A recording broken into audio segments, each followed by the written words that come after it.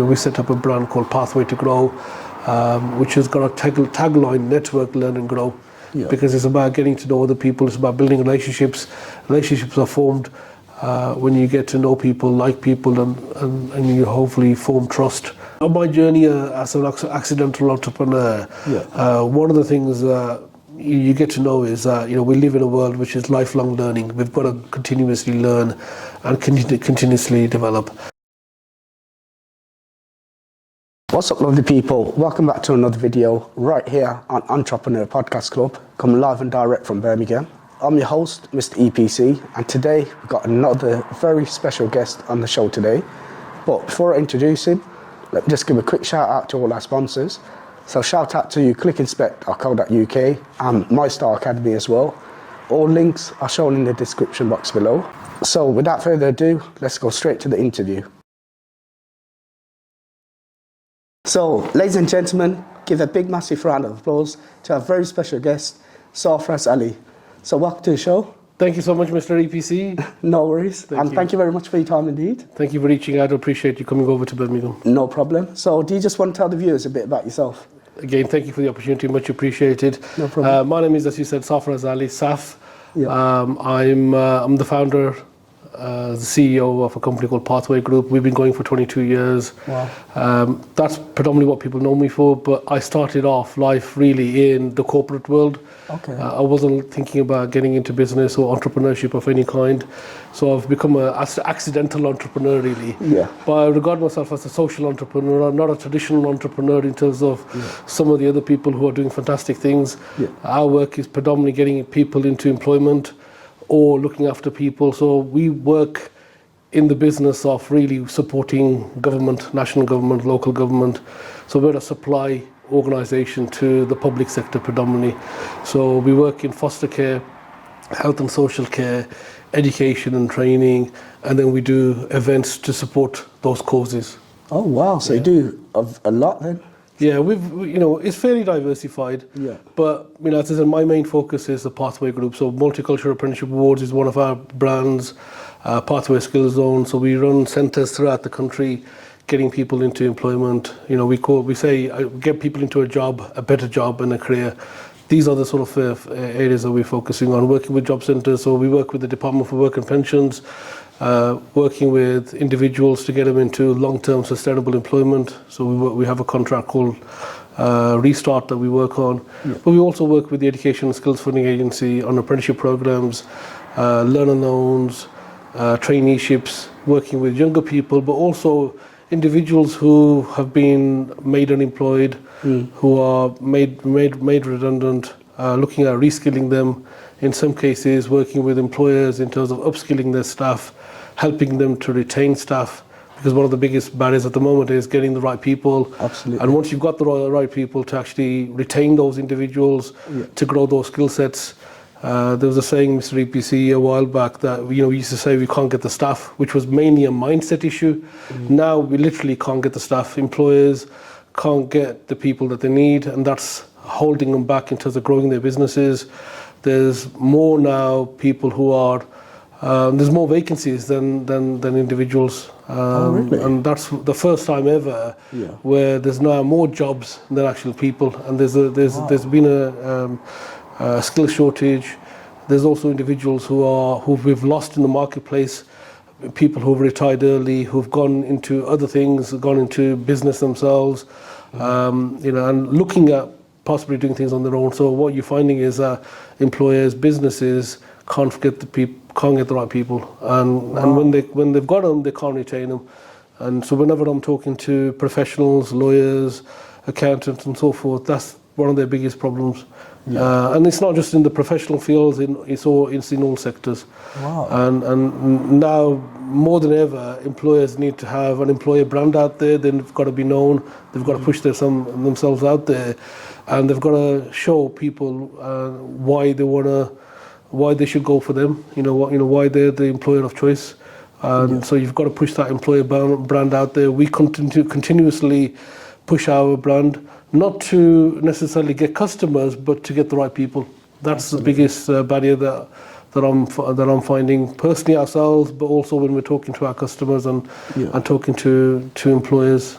Wow, okay. Yeah. So you mentioned there's a lot more jobs than applicants. Yeah. You mentioned some of the main reasons why that is. Yeah. How long has that been an issue for? Has it been since COVID, or? I think COVID was the starting point, Yeah. where individuals were furloughed, and then what you're finding is people have re-looked at their life. They've had to reevaluate. Sometimes the people's circumstances have changed, for either health reasons, or they're thinking the fact that maybe there's more to life than what they had before, and people have evaluated themselves, evaluated their lives, and what they've done is, in some cases, is that we've lost those individuals from the job market, and they've gone into part-time work. They've gone into something completely different. We've lost people from the care sector. We've lost people from the education sector that I'm aware of. And what they've done is really either reskilled themselves into a different field, and they've said, this is an opportunity for me to relearn a trade or think about another field, or they've gone into solopreneur, really set up as a small entrepreneur. Lifestyle businesses people are going for. It's not always the case of, I want to go into business to make a lot of money. People go into business now to suit a lifestyle. Yeah. So that could be part-time work. That could be that getting that balance right, if that works for them. And in some cases, people have decided that they can take early retirement. So we've lost a lot of over 50s who are potentially would have worked for another 15, 20 years, and they've taken a little bit of early retirement, and then they're now working on a part-time basis. In some cases, I know individuals who do a couple of shifts as a security officers on a part-time basis, and then they do this. I know others who are working back office, working from home, and they're looking for remote work. So people's circumstances have changed, their views have changed, and their aspirations are different to what it was. So yes, definitely COVID is one part of it. I think Brexit is another element to it as well. People have transitioned. They've changed. We're no longer getting the skills, particularly at the lower end. People have got these aspirations. There are skilled staff out there, but there's been a massive rise in wages and people's expectations, obviously with the cost of living crisis as well. So people's expectations of salary and wages have changed. Yeah. And what we're finding is that the SME businesses can't cope.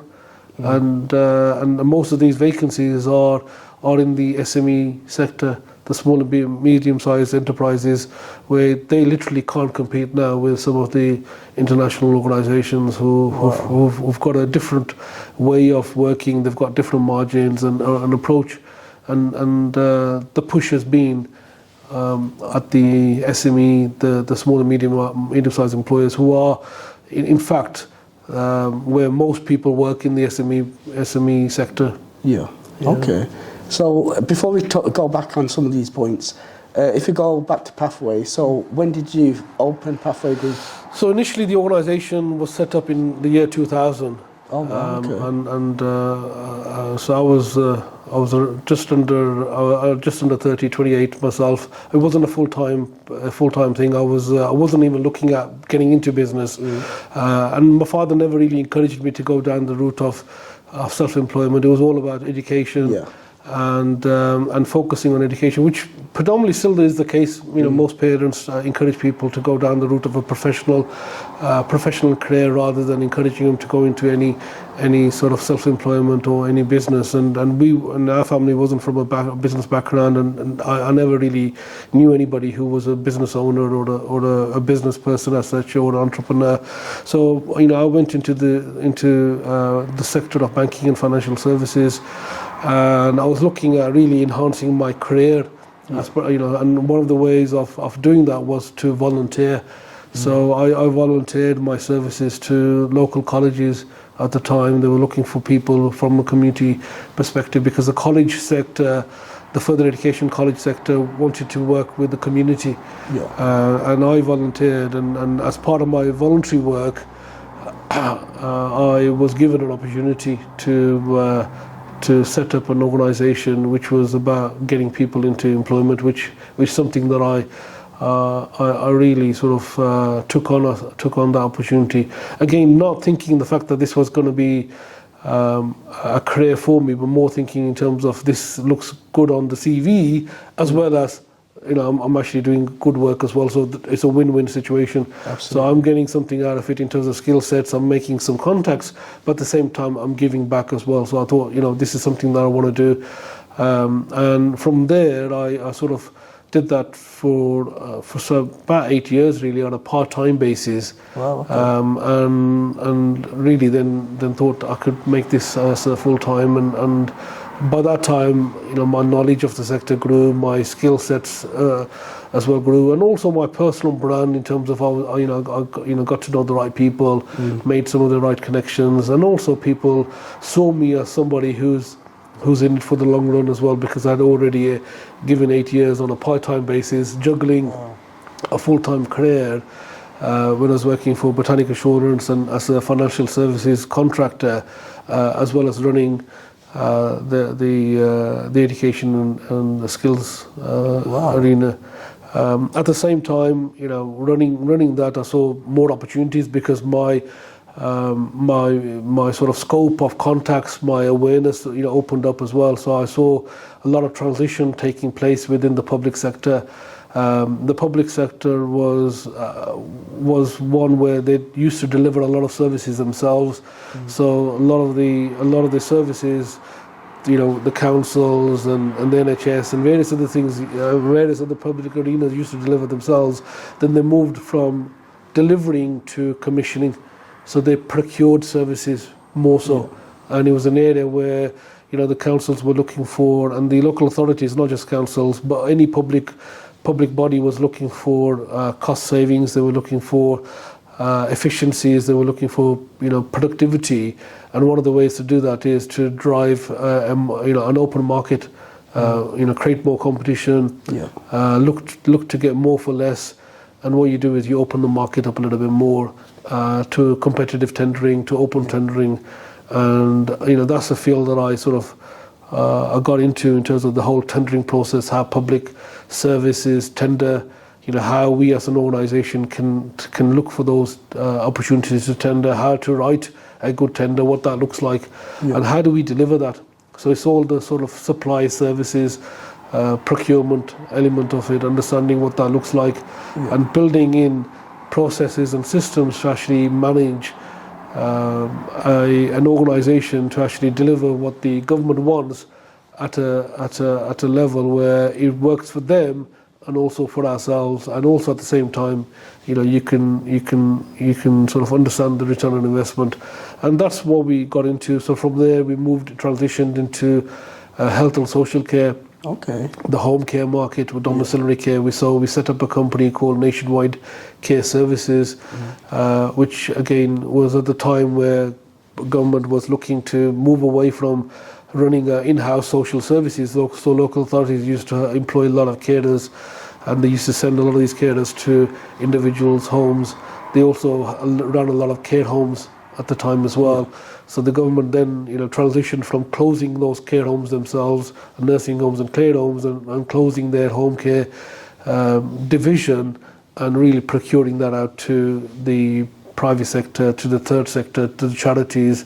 So the charities really came into this. The third sector, the voluntary sector, picked this up, and then the private sector also picked that up as well. So those opportunities came up, and now you find less and less services are delivered by public, and they're all procured. You know, whenever we think as individuals, the public sector and government contracts and the government delivering services, we think government is not good at contracting or tendering, because we all heard the recent examples, particularly with the PPE equipment, where a lot of people, where some people made a lot of money, and that's a black swan. That doesn't normally happen. Government is very clued up in terms of contracting, tendering, and these contracts are very difficult to deliver, because everything is very clear, very black and white in terms of what good looks like, what success looks like. There, you know, the KPIs are there, the key performance indicators, you know, all the objectives, key results are very determined, and whenever somebody is delivering that service, they know what they've got to deliver. So this recent procurement process with regard to the COVID is something that's unheard of. It's not what normally happens in any type of procurement. It's very clear. It's a very competitive process. We are in an area where every contract that we're going for, there's hundreds, and in some cases thousands of organisations going for those contracts, and it's only usually a handful. So, for example, in an area that we're working with, say Solihull, where we supply care services to the Solihull Metropolitan Council, Solihull Council. You would have had hundreds of organisations who have applied for that tender, and in the end, they split it up into probably about 10 organisations maximum who would be awarded that contract, and they're given certain statuses in terms of certain regions, and it's a very competitive process. So it's on quality as well as price. So you've got your element of you've got to have your credibility. You've got to have some element of being able to deliver on that on those promises that you have. So in terms of going back to the tender process, so when you first started with Nationwide, how did you get your first contract, your first tender? So we started working as a supply services to somebody else. So before we go for a government contract, you've got to have some element of credibility, some track record. And the way you build up a track record is actually getting into a field and supporting somebody else who's got a contract. So we started working with other organisations who were delivering services on behalf of the local authorities, and our work was originally as a supply agency. So you learn your trade by working for somebody else. And once you've got a little bit of a track record, and you've got maybe some experience in another sector, so there's going to be some transferable skills. Because at the end of the day, it's about trust, isn't it? And you've got to be able to demonstrate trust. So as part of that is, yes, your own way of doing things, but you've got to show competency as well, and you've got to show credibility. So it's not just about, yes, we can do this, but we've got to show, how we're going to do it. We've got to show the fact that we've done this before as well, and it's our experience. And like with anything else, you've got to build that experience up, and usually you build experience up by working for somebody else. And what we did was we delivered services for somebody else, and we did that for nearly 2 years to build that experience up. But then what we had some transferable skills in our skills sector, in the education sector. We had awareness of delivering on public contracts, and those public contract experience, our individual experience, the team experience, because either you've got the experience or you've got to buy in the experience, and you build a team around that, you build your credibility, and then you've got a chance of potentially going for a contract. But then you've got to have a niche. You've got to go for some area where you feel that you've got some expertise, and you've got to be able to show that expertise, which is what we were able to do. And yes, we were ambitious, but that ambition needs to be set with some reality as well. Why would somebody take a hunch on us? Why would somebody take a risk on us? And we live in an environment where organisations, when they're giving these tenders and contracts, don't tend to award contracts to people who haven't got that track record. Nobody really wants to take a massive gamble or a massive risk. So you've got to be able to risk mitigate that. You've got to mitigate those risks for whoever's procuring the contract, to say this organisation, what they've demonstrated, they've got this ambition, but they've got a vision, but they've also been able to demonstrate the competencies and the results that we're after. And we've got some assurity, we've got some understanding of how they're going to mitigate their risks, and part of that is really by building that team around you. So if you've got no experience in that area, you've got to bring in people who've got the experience. So you rest on their on their credibility. So we brought in expertise, we brought in individuals, we hired individuals who were able to bring in that expertise. So either you've got the knowledge yourself or the knowledge and the skills, or you build a team around you. Yeah. And we were able to build a team around us, attract that team to say that this is what we want to do. We're able to say that we've done this in a different sector, we've got some transferable skills, so we went into the home care market. And we did that again with the foster care sector. So it's like saying education. We're working in the education sector. There's so many different variances. You could have education, which is higher education, further education, adult education, then you've got your schools, and it's just a very large area. You've got your tuition centres and so forth. And it's the same with the care sector. There's different niches and different categories and subcategories. So we've now gone into the foster care arena, which again is another area where the local authorities used to deliver a lot of the services now. Yeah. Now they're working with independent foster care agencies more and more. They're partnering up with IFAs, independent fostering agencies, to introduce carers to them and really manage the whole service end to end. So from having knowledge of public procurement, having knowledge of delivering services, we've then transitioned and gone into a different market, which is working for the children's market independent fostering agency, and really those transferable skills become key.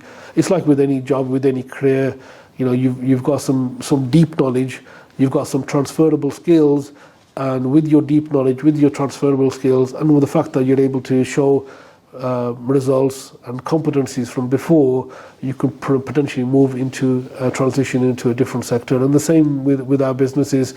We've understand really how we've worked, and we double down on some of those skills. We've got some deep skills, and then we say, how much of those are transferable, how much of those is knowledge and experience which is very specific to that sector, that's not less transferable, and what is transferable, and really being able to communicate that to individuals through a proposal, through a tendering process, through a pitching process. So either we're pitching, or we're writing proposals, or we're writing a tender process. That's how we tend to get new opportunities, new business.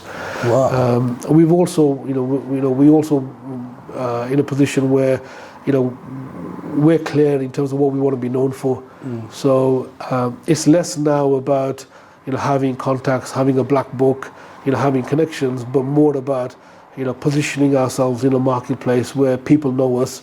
So it's no longer about who we know, but who knows us and what they're known for. So I know maybe hundreds of people, but I want to be in a position where the right people know us, and they contact us for those opportunities as well, to say, this is something that maybe you guys can consider working. So we have more people now knocking on our door to say, we want to link up with you, we want to work with you, and is this something that you might consider? And it's about carving that niche, really. Yeah. So we've set ourselves to the fact that we're specialists, sector specialists in certain areas. We work with at the moment in terms of pathway, hard to reach communities. We work with different levels of communities and in different areas, and we're delivering services in the Greater Manchester area. We're delivering services in West Yorkshire. The Greater London area is probably our biggest contracts. So we're working in pockets of Greater London. Wow, okay. We're delivering services in the East Midlands, the Nottinghamshire area, the Derbyshire area. So all of these areas, we find the right talent. We find the people who've got the credibility, who've got the knowledge and the skills and the behaviours, and could fit into our team. And we're trying to work with the right people to grow in these niches. So you mentioned you got pockets of areas in Manchester, London, Nottingham. Are these through the councils, or are they independent from that? So a lot of these areas are now devolved. So you've got the local authorities, but you also have the combined authorities as well. Okay. So the local authorities are the councils, but you also have regional government. So you've got your big government, which is a national government. You've got your local areas, which are obviously the councils, and then you've got a mid-tier which is regional, and you've got in our area we've got the West Midlands Combined Authority, and you've got the Greater London area who are where they're devolved in terms of certain powers. In the Greater Cambridge and Peterborough, you've got a combined authority there. You've got a combined authority in the Manchester area, the West Yorkshire area, and more and more what you're finding is that regions are coming together, and there are certain devolved responsibilities, devolved powers the local mayors are making now. So the mayors, we've got Andy Street as our mayor in the West Midlands Combined Authority. We've all heard of Sadiq Khan, who's the mayor of London. And what you're finding is that these individuals and their teams, the combined authorities, are now sort of working out the landscape for what they're going to fund, what they're going to commission, and what their priorities are. So it's less and less national government. It's less and less sort of the large departments, Department for Education or Department for Work and Pensions. Now you're finding is it's more of that middle tier of decision making, and that started about 10 years ago, and now we're in a period, particularly since 2018-19, where more devolved authorities are commissioning, and you've got to really understand that local employer partnerships, the local combined authorities, what their strategy is, what they're looking for fund, in terms of what to fund, what they feel is their main barriers, what their main pains are, and you've got to think as we're in that market, how can we service that, how can we position ourselves where we can become the go-to organization to deliver on their services, and how do we how can we meet that criteria, and how do we deliver that and still retain a business? Wow, that is really interesting. So all the viewers watching, you are getting some really good knowledge from Safaraz Ali here today. So I came across your other networking business called Pathway to Grow. How did that come about? Okay, thank you for asking that. No problem. Originally set up in 2012. I'm generally a very shy guy. I am a shy guy, and at the time I was looking to get exposure really. And one of the best ways at the time was to meet other people, and you've got to meet them in an environment which works for you and so forth. And what I was finding was that there wasn't much choice. And there wasn't much choice there. So, what I did was really look at how can we change that marketplace? How can we introduce networking to people who traditionally don't network? We've got some people who are serial networkers. They go from one event to another event, and others who don't really understand the benefits of networking. And why would you go out and meet other people in an environment which is about getting to know each other and so forth? So we set up a brand called Pathway to Grow, which has got a tagline: network, learn and grow.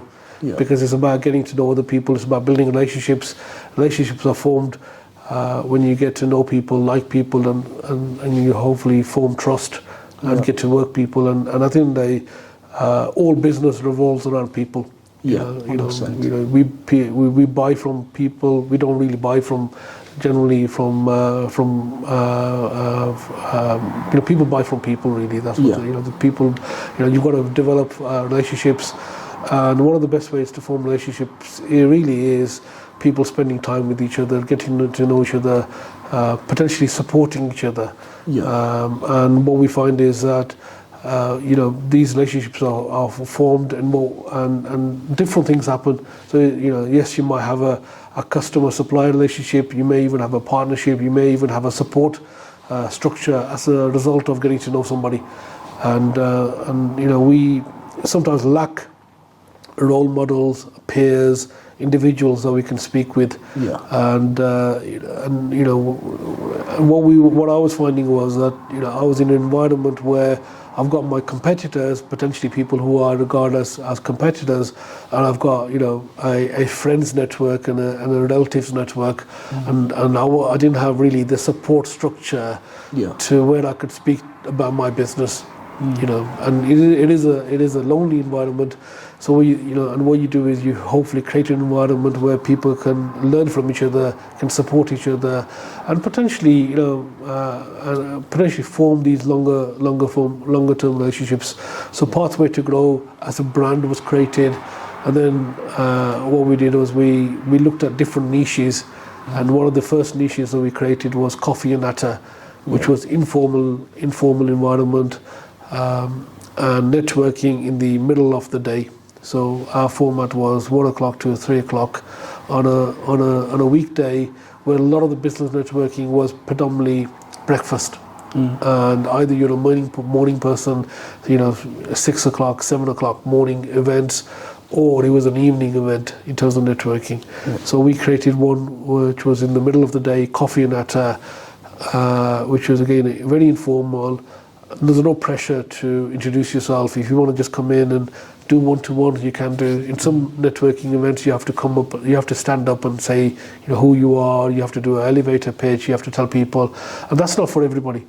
And particularly for myself, being a shy person, public speaking, standing at and saying what I do or what I'm about, I wasn't into that. So we created the Coffee Natter brand, which really took off for us. And we marketed that. There's a little bit of quirkiness to it, and we try to appeal to a different marketplace, and that really worked for us. And then from that transition, we moved then into other areas. So Chutney and Chat brand came, which was in the evenings, which was really having a social sort of gathering, but revolved around a keynote speaker. So you could come and speak to somebody who's been there, done it, who's got some experience, who's got a story to tell, and you have a meal. You meet other people, and it's a friendly environment that you're trying to create. So we've been doing Chutney and Chat since 2016. We've had our 7-year anniversary for that. We've been doing Coffee and Natter for 8 years. And Pathway to Grow, which was the overall starting brand since 2012. That's been 10 years. And then we've really gone in and looked at other niches. So whilst the lockdown was happening, people weren't interacting. Obviously, they were doing it online, but we created a networking environment where you could go out and walk and network as well, which is another brand that we created. So we've got these sort of brands that we've created. Samosa Saturday, which is a female networking brand, which happens on a Saturday. We have Peer Meetup. People from an industry meet. So if you're in the IT sector, you would meet other IT professionals and get to know people from your specific arena, where traditional networking or general networking, you have people from all different sectors and all different industries. You might have somebody who does marketing, somebody else who might be a lawyer, somebody else who might be an accountant, somebody else who might be into property or whatever the case is, and they all meet at those general networking events. With Peer Meetup, which is our peer networking event, you've got people from the same sector. So we've got Peer Meetup for care providers, so people who are in the care sector, care arena, where they can come and talk about industry-specific topics that are affecting that particular sector, and at the same time come and meet people who potentially are competitors. But what happens is people who are competitors form sometimes longer term partnerships and relationships, sometimes strategic alliances, and they can support each other because they're facing, in some cases, the same struggles, the same challenges. 100%. So we have this Peer Meetup brand. We do that for the care sector, we do that for the training sector, and we're looking to go into other areas, maybe one for the marketing arena and so forth. And what we're looking for is always people who can work with us. The individuals that work with us on the Pathway to Grow events are all volunteers, they're all business owners in their own right, and those are individuals that are then coming up, working with us, working with the power of our infrastructure. And what we're trying to do is really help everybody to grow and support individuals. So that's the Pathway to Grow brand. It's been 10 years. 2012 we originally set it up, and we've celebrated 7 years for Chutney and Chat, 8 years for Coffee and Atta, but overall 10 years, and proud to have set that up. Yeah. So how do people know when the next event is in terms of Pathway to Grow? So most of that is social media. So people who are following us on our social media will pick that up. We have a Pathway to Grow page on LinkedIn. We have a Pathway to Grow page on Facebook as well, and we have our own websites as well that they can look at. And we tend to promote that predominantly under the Pathway to Grow banner. Really, the Pathway to Grow LinkedIn is probably where most of the marketing goes. Yeah. So all the links for Pathway to Grow are shown in the description box below. So another question for me is, in terms of this building, because it's got quite a few businesses, which I believe you own all of them in this building. Do you own the actual building, or do you rent it out? So yes, we bought this. We bought this a while back. It's just really the right opportunity that came for us. What we try and do is wherever possible, mix the operation of a business with real estate, and if we can get that right, where you are your own landlord, then you've got a business that works to really pay off the real estate. And we were lucky to find this. Our ambition at the time was we wanted to have premises that we could grow into, and so we took on something which was probably about 4 to 5 times the size of what we needed at the time, on the basis of our vision, which is to have multiple setups under a one roof, and we could support each other. So as a result of that, we, as I mentioned, we went into the foster care market. As a result of that, we've gone into the pharmaceutical market as well. We set up the Nationwide Care Pharmacy brand. We set up the events business, the ThinkFest events. We do the Multicultural Apprenticeship Awards. We started off as the Asian Apprenticeship Awards. We do the networking, obviously, through here as well. We have this marketing team. We also do the we also supply support services to other people who want to run events, and that's done through here. We have a marketing team here. We have our finance is here. We have a HR team support here. And really, we interact with each other. There's probably 40 people that work on the Pathway Group side that are housed there. A similar number of people on the Nationwide Care Services side. 6-7 people on the fostering element of it. There's some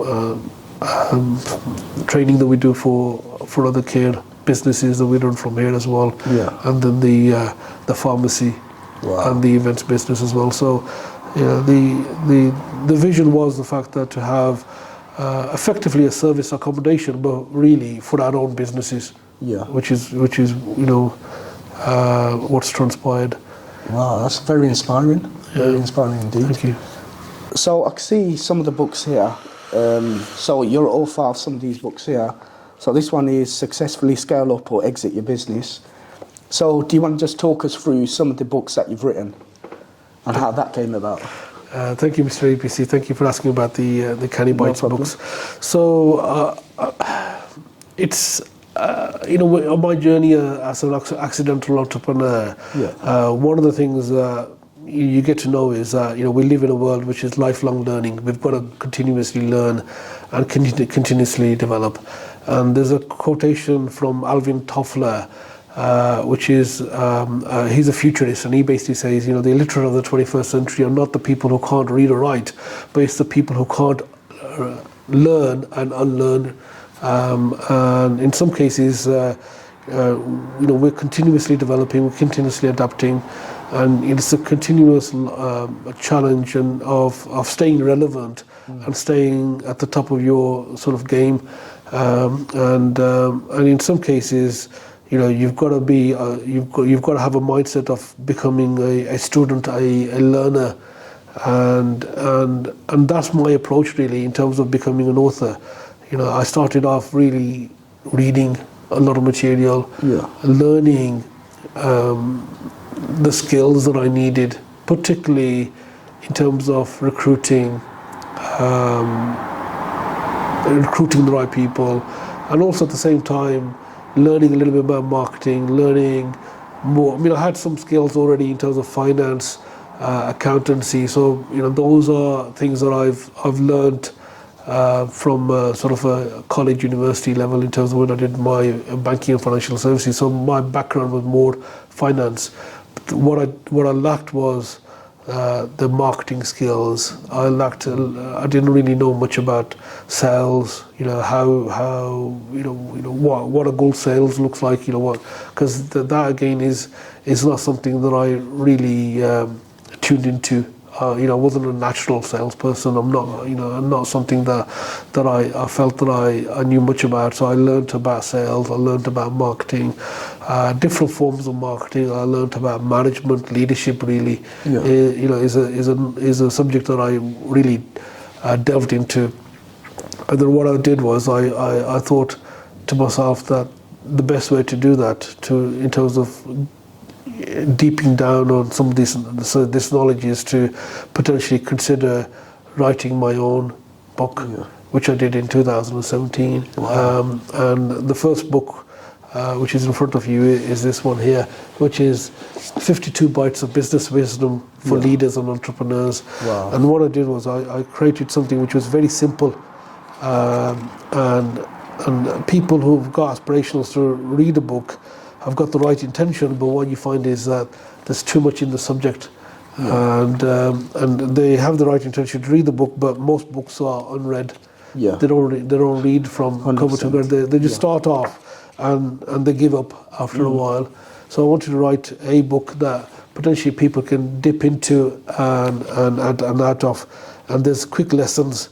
So these lessons are called, you know, I call them as bites. And canny is just an element of, these are short, sharp bites of wisdom, knowledge that somebody can pick up and say, you know what, here's, you know, I've got 3 minutes, I can read a bite, and there's 52 of these bites that I did, which really took off because it was a different style. And what you'll find, Mr EPC, is there's a lot of colour here. There's a lot of colour here. There's a lot of graphics here, and it's all quite easy for somebody to dip in and dip out of, which is the style of writing that I picked, because I was also adapting my own skills in terms of writing. So again, you know. Being somebody who sort of failed his GCSEs and failed his English, I sort of developed and learned how to write different forms of writing, and how to construct really words that hook a person to finish off you know what you're trying to say, and really communicating. So I started off with this book here, 2017. That had a good reach, particularly for people who are new into entrepreneurship, something that they could pick up. And then really from the success of that, I moved on to another aptly titled book, which was another 52 bites. So from the original 52, I then set up the which led on to another 52 bites of business wisdom, which was a little bit more detailed. But these are additional bites than work with the other 52 bites. So you've got 104 bites there of what I call business wisdom. Amazing. And then I got the third book, which was really more about HR and management. And it was about really how you go about building a team around you. So, and how do you actually get the team how do you get the best out of the team? I have this belief that every problem in a business is a people problem. Whether it's finance, whether it's marketing and so forth, it's either having a lack of people or having the wrong person doing that for you. So it's what I call people thing. If there's a problem in a business, it's going to be about a particular person, or it's going to be a people thing. That could be finance, that could be anything. So people, without having the right people around you, without having the right team around you, it's very difficult to grow, very difficult to leverage your business or any business. So I focused really on the HR and management element of it in terms of growing your team to grow your business. So this is all about growing that team.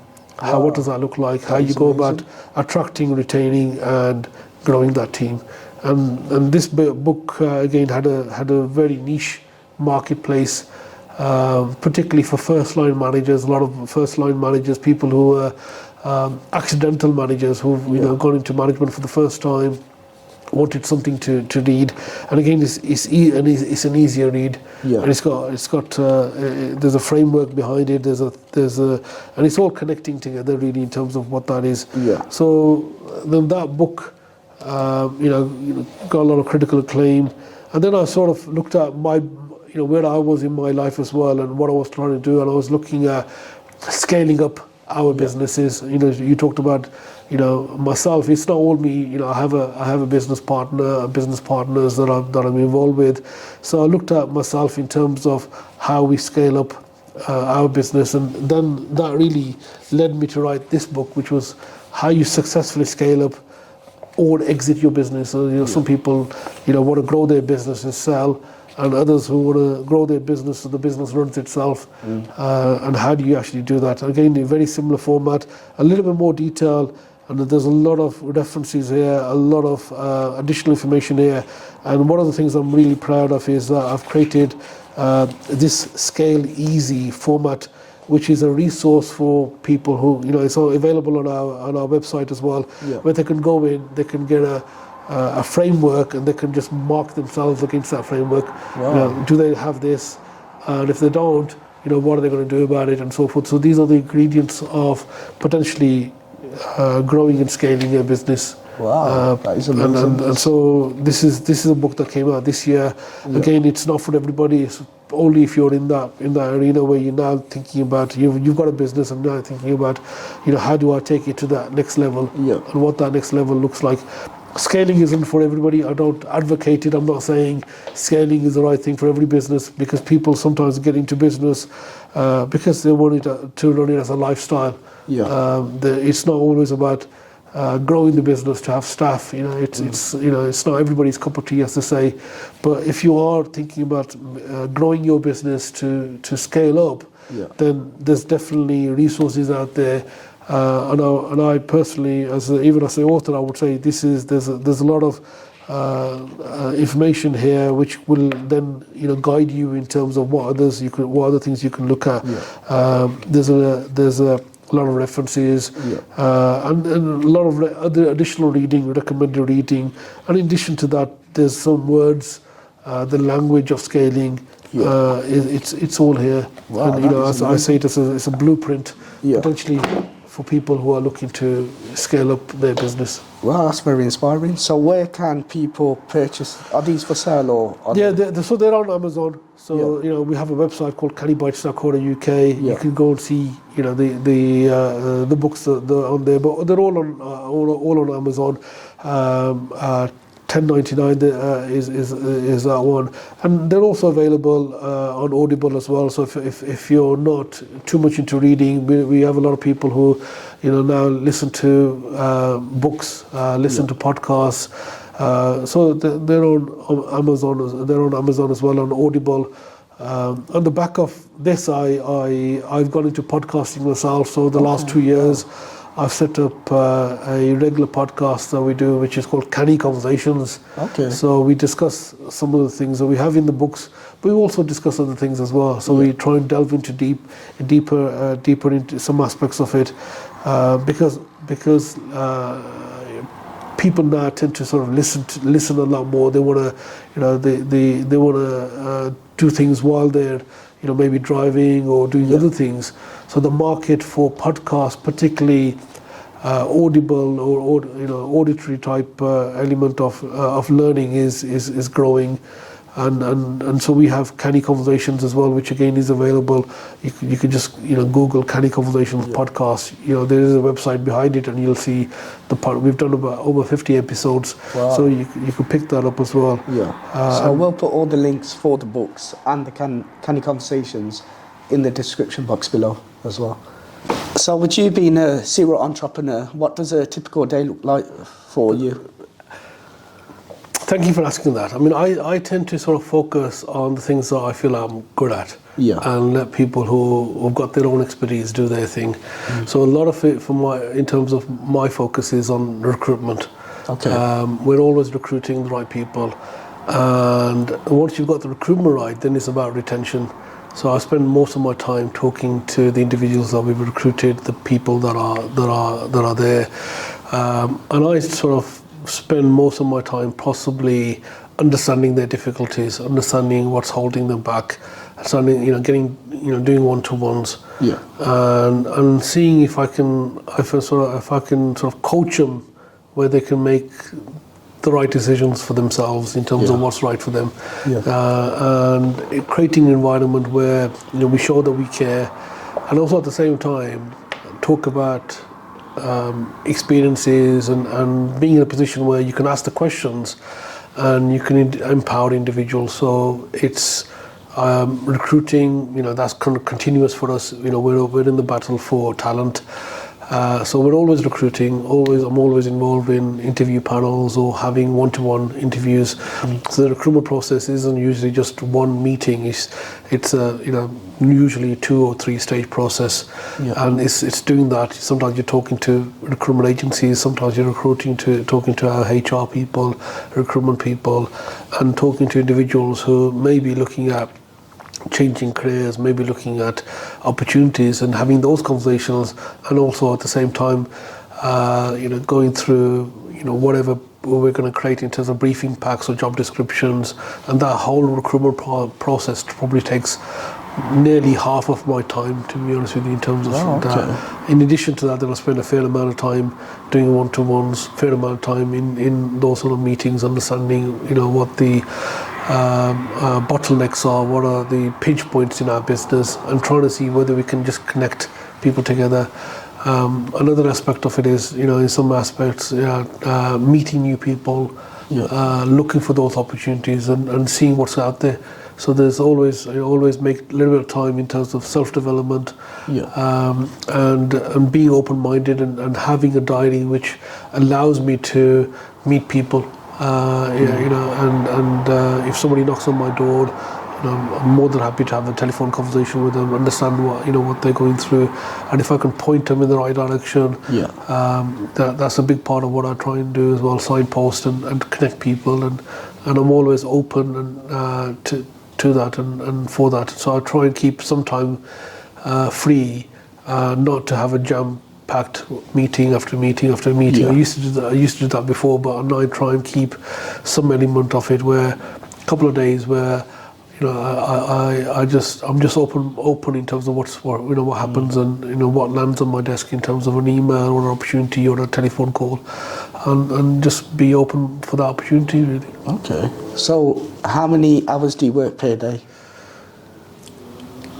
It depends, really. I mean, I would say between 10, 11 hours at least, on different things. So when I go home as well, I'm always looking at different things. So when you say work, some of it I don't regard as work. I really enjoy creating content marketing, writing. So I spend time on that, which I wouldn't call as work. But I spend additional time in terms of creating email campaigns, writing, writing for our newsletter. I write in a magazine on a frequent basis. I also have a blog that I write to as well. So there's a lot of different, lot of variations that I have. I sometimes I could be producing video content for our own internal staff. For our onboarding. So when you got new staff on board, I tend to meet with them as well. So we create sort of newsletters, updates for our team, what's been happening that week, So all of these different levels of activity, I'm involved with. But I'm never one to say I'm clock watching or work from 9 to 5 or I work 9 to 9 or whatever. Whatever it takes really. In some cases, if you've got a deadline, we've done all-nighters. We still do that. Yeah. In some cases, nobody really wants to be in a position where everything is last minute. But what you find is sometimes it is what it is, and you just have to deal with whatever it is, and whatever it takes at times. Yeah, well, that's very inspiring, especially your story as well, what we discussed today. Yeah. So in terms of, let's say there's viewers that are watching this and want to go into business, what advice would you give to them?